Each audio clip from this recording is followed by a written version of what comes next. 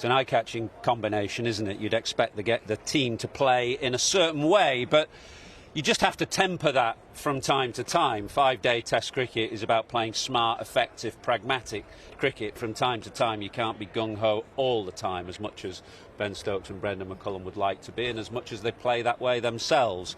But you have to be a little bit pragmatic as well in the 5-day game. But as you say, it's a bold combination between them. Wish Ben Stokes well. It'll be one of the great days of his life today when he walks down those steps with his blazer on, ready to toss. He'll get a huge ovation from the crowd here. All his family is here. Mum's flown over from New Zealand, cousins, wife, kids. The whole Stokes clan is here. So he'll be feeling very proud this morning when he walks out for the first time as England's official Test captain. Yeah, I'm sure. Nick Compton's still with us. Nick, you played alongside Ben Stokes. Athers references it. Just how special is this for him and his family? Oh, huge. And, you know, he's a thinking cricketer, Ben. He's not someone who's just going to go out there, all this positive talk, all this take it to the opposition. You know, both McCullum and Stokes are thinking cricketers. They're going to take time to embed themselves into their roles. They need to get used to the players and the combinations. And I expect this Test match to be a fantastic start. It's the Platinum Jubilee celebration. We're at Lord's, the sun's out, and I think we're all very excited for today's play.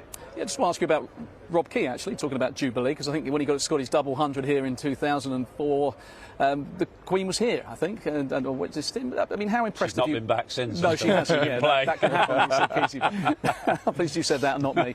How impressed have you been with his start? And is it a case now he can just kind of kick back and relax? He's appointed his men, go do the business. Yeah, he's got some more appointments to make. He wants to get a selector done. Obviously, the two head coaches, McCullum for the Test match team and Matthew Mott for the one-day team, will want to bring in some of their own staff as well. So the appointments haven't finished, but the major appointments have been made. Ben Stokes was just the obvious choice.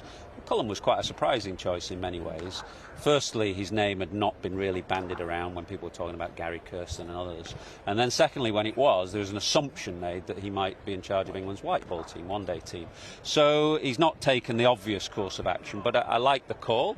The more I think about it, the more it makes sense, the more there's logic to it, given how Brendon McCullum helped transform a New Zealand team that were a little bit in the doldrums themselves when he took over as captain.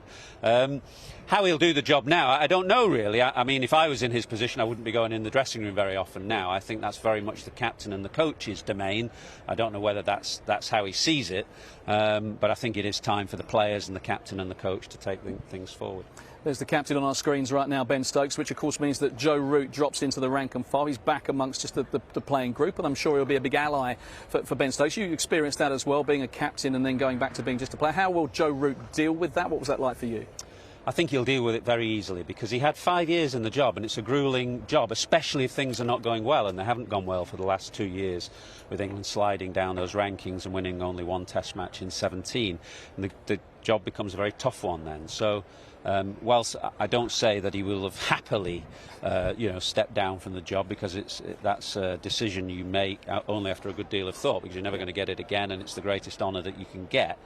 I think he will be happy now to just go back into the rank and file, concentrate on his batting. He's close to 10,000 runs, I think, now. He's a wonderful player, and he's got many more great years ahead of him, one assumes. And I think he'll do what most ex-captains of my experience have done, which is basically to say to Ben Stokes, look, I'm there to support you, to help you as much as you want, but I'm not going to tread on your toes. I'm not going to get in the way. It's your job now. It's your team. You must take it in the direction you want to take it. But if ever you need me, I'm there for you. Yeah.